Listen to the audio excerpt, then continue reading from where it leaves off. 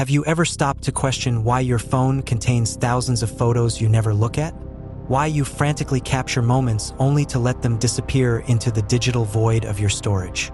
Look closely at this behavior and you'll recognize it isn't innocent. It's symptomatic of something deeper, something Soren Kierkegaard, the father of existentialism, warned us about nearly 2 centuries ago. Welcome to Seekers TV. We live in an era of unprecedented documentation. The average person takes 1,500 photos per year. Our digital libraries expand endlessly, yet we rarely revisit these captured moments. We have become collectors rather than experiencers, archivists of lives we're too busy documenting to actually live. And in this paradox lies a profound philosophical crisis. We save memories we never revisit while failing to create memories worth saving. Kierkegaard never saw a smartphone, but he understood this human tendency with brutal clarity. He warned of an aesthetic existence, a life spent collecting experiences without reflection, without depth, without true engagement. He saw the danger of living for documentation rather than meaning. And today, we've perfected what he feared most. We've become masters of recording life while forgetting how to live it. The modern disease isn't just that we save photos we never look at. It's that we've created a system of false memory, a simulacrum of experience that replaces genuine engagement with the world. We capture everything and connect with nothing. We document compulsively while experiencing superficially. Why do we feel this unrelenting need to document our lives? The psychological mechanisms are both simple and insidious. First, there's the illusion of preservation. We tell ourselves we're creating permanent records, freezing time, saving precious moments that would otherwise be lost.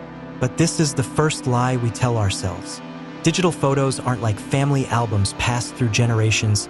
They're ephemeral streams of data, vulnerable to crashes, obsolescence, and the simple fact that the sheer volume makes meaningful revisitation nearly impossible. Then there's the dopamine loop of social validation. We don't capture primarily for ourselves, but for others. Each photo becomes potential currency in the attention economy. We frame our lives not as they are, but as they should appear to others. The moment isn't complete until it's been captured, filtered, and presented for the world's approval. Kierkegaard would recognize this immediately, the life lived for external validation rather than internal truth. But deeper still is the fear of forgetting. We've convinced ourselves that without documentation, experiences somehow don't count, don't last, don't matter. We've outsourced our memories to our devices because we no longer trust our capacity to truly remember what matters. And in doing so, we've fundamentally altered how we experience the present moment. Consider this. How many times have you witnessed something beautiful only to immediately reach for your phone? That instinct reveals everything. The moment isn't complete in itself. It requires documentation to be validated. You don't trust your own capacity to experience. You need the mechanical eye of the camera to confirm what you've seen.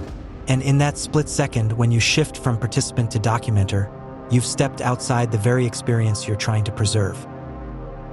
Soren Kierkegaard never knew digital photography, but he understood its philosophical implications with startling precision. Throughout his work, Kierkegaard distinguished between what he called the aesthetic, ethical, and religious stages of existence. The aesthetic stage, which characterizes much of modern life, involves living moment to moment, collecting experiences without reflection, seeking novelty without commitment. For Kierkegaard, the aesthetic individual lives in constant pursuit of the interesting, the new, the documentable. Sound familiar? Our compulsion to photograph every sunset, every meal, every gathering is the perfection of aesthetic existence. We collect moments like trinkets, building libraries of experiences that remain external to our true selves. In Either Slash or Kierkegaard writes through his aesthetic character, "My life achievement will be expressed in a collection, the collection of the interesting." What better description exists for our digital photo libraries? They are collections of the interesting moments deemed worthy of capture, but rarely of revisitation or reflection. But Kierkegaard saw this mode of existence as ultimately empty, leading to despair. Why? Because the aesthetic life avoids commitment, depth, and the difficult work of becoming a self. By constantly documenting without reflecting, we fragment our experience into disconnected moments without narrative coherence. We become, in Kierkegaard's words, diversified in a multitude of directions, scattered attention, fragmented memory, a self dispersed across thousands of unreviewed photographs. The warning is clear: when we document without reflection, when we capture without revisitation, when we collect experiences without integration, we are not building a self, we are dispersing it. We are not preserving memory, we are outsourcing it to devices that change our relationship to remembering itself. What Kierkegaard couldn't predict was how technology would transform the very structure of human memory. Our relationship with the past has fundamentally changed in the digital era, and our photo-saving behavior is both symptom and cause. Traditional memory is imperfect, subjective, and malleable. It changes with time, emphasizing emotional significance over factual accuracy. When we recall a childhood birthday, we don't remember it chronologically or completely. We remember how it felt, the emotional contours, the moments of significance. Memory naturally curates, filtering the mundane and preserving what matters. Digital memory works differently. It is indiscriminate, factual, and fixed. Your camera doesn't know which moments matter. It captures everything with the same mechanical precision. This creates a fundamental mismatch between how we naturally remember and how we digitally document. Research shows this mismatch has consequences. Studies from psychological journals indicate that excessive photo-taking can actually impair organic memory formation. When we outsource remembering to our devices, we often pay less attention to the experience itself. The camera becomes a memory prosthetic that paradoxically weakens our natural memory muscles. More profoundly, digital archives change how we conceptualize our past. Traditional memory is narrative. We understand our lives as coherent stories with meaning and direction. Digital archives are fragmented, chronological but not causal, comprehensive but not curated. They show us what happened without telling us why it mattered. This transformation would horrify Kierkegaard, who believed authentic selfhood requires integration of experience into a coherent narrative.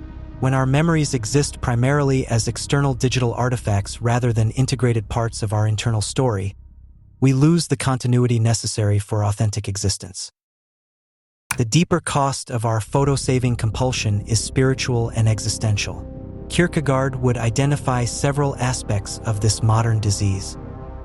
First, there's the dispersion of attention. When we're constantly alert for photo opportunities, we fragment our consciousness. Instead of full presence, we adopt a documentary stance toward our own lives. We become spectators rather than participants, always slightly removed from direct experience, evaluating moments for their documentation potential rather than their intrinsic value. Then there's what Kierkegaard would call despair, the state of not being properly related to oneself. Our digital archives create the illusion of self-knowledge without its substance. We think we know ourselves because we have extensive documentation of our lives, but this external record often substitutes for the difficult work of reflection and integration that constitutes actual self-knowledge. Most concerning is what Kierkegaard called tranquilization by the trivial. Our photo libraries tranquilize us with the illusion of meaning while distracting us from the void they're meant to fill. We photograph compulsively precisely when meaningful experience seems most elusive. The camera becomes a barrier that protects us from confronting the emptiness we sense in many of our carefully documented activities. Consider how we behave at concerts, tourist destinations, even intimate gatherings. The moment something significant begins to unfold, thousands of phones rise simultaneously. This isn't just documentation, it's distancing. The phone creates safe separation from an experience that might otherwise be too intense, too real, too demanding of our full presence. This is exactly what Kierkegaard warned against using aesthetic practices, in our case, photography, to avoid the anxiety of authentic existence. We document precisely to avoid the vulnerability of direct experience, the risk of being fully present without technological mediation. If Kierkegaard were alive today, he would be particularly horrified by how social media has accelerated these tendencies. Social platforms haven't just given us new places to store photos, they've fundamentally changed why we take them in the first place. Increasingly, we document not for ourselves but for others. The potential audience shapes what we photograph and how we photograph it. We capture moments thinking not, "I want to remember this," but "How will this appear to others?" This shift represents exactly what Kierkegaard called living in the eyes of others, defining ourselves externally rather than through authentic internal choice. What makes this particularly insidious is how it transforms genuine moments into performances. The sunset isn't just a sunset, it's content. The family gathering isn't just communion, it's an opportunity to project an image of domestic bliss. Even our most intimate experiences become raw material for public consumption. Kierkegaard specifically warned against this externalization of the self. In The Sickness Unto Death, he describes the person who has lost himself by being altogether immersed in relative factors and particulars.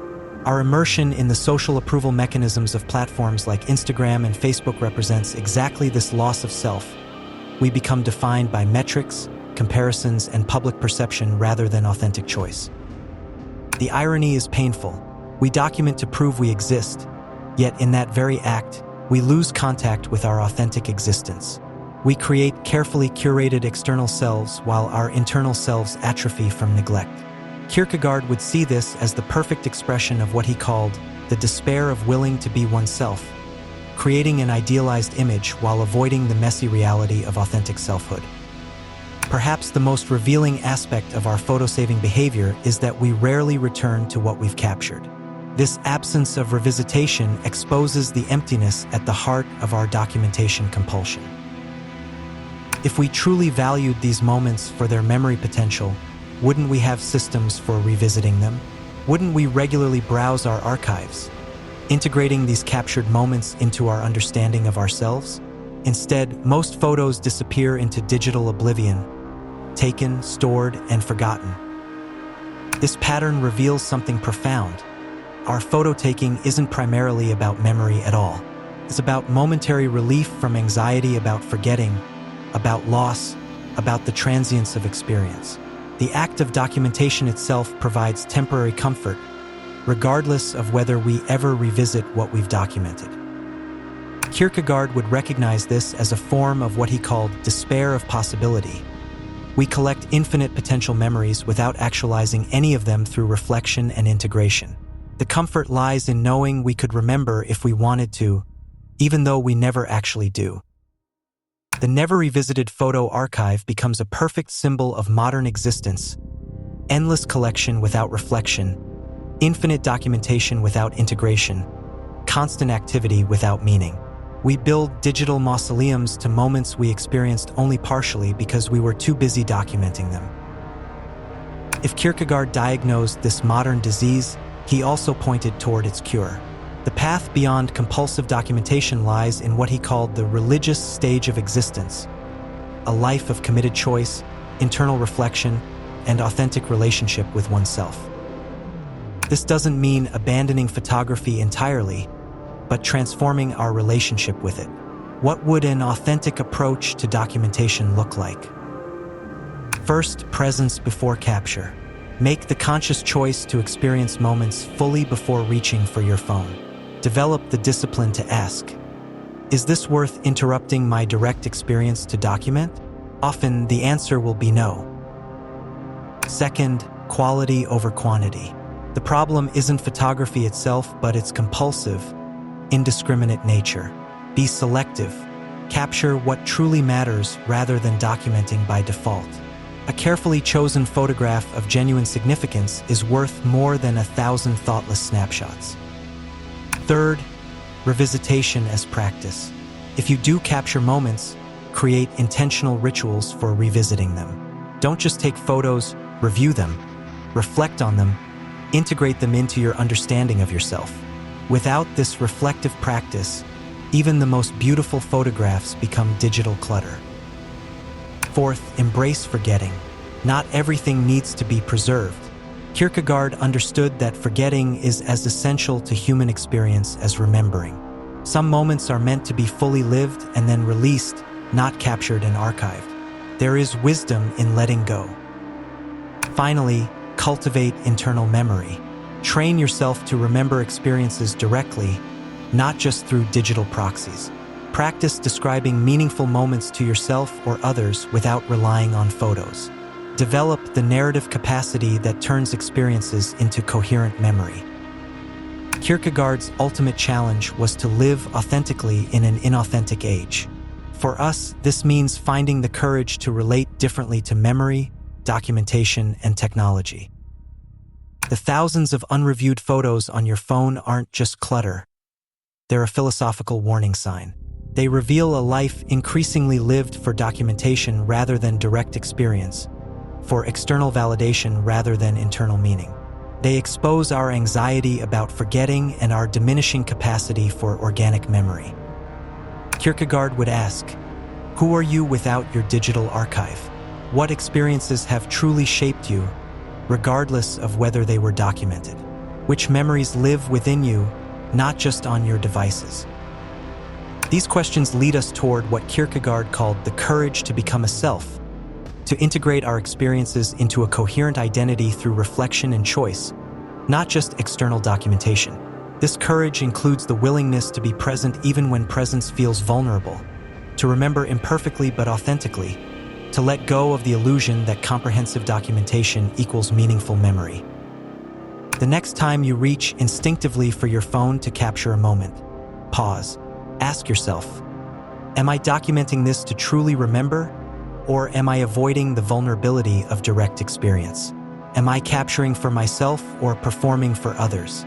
Will this photo become part of my narrative, or just digital debris? In that moment of questioning lies the beginning of a cure for our modern disease, the possibility of experiencing life directly, remembering meaningfully, and becoming a self that exists in reality, not just in digital archives. This is Kierkegaard's invitation across the centuries, to move beyond aesthetic documentation toward authentic existence, to create memories worth keeping rather than keeping memories we never revisit.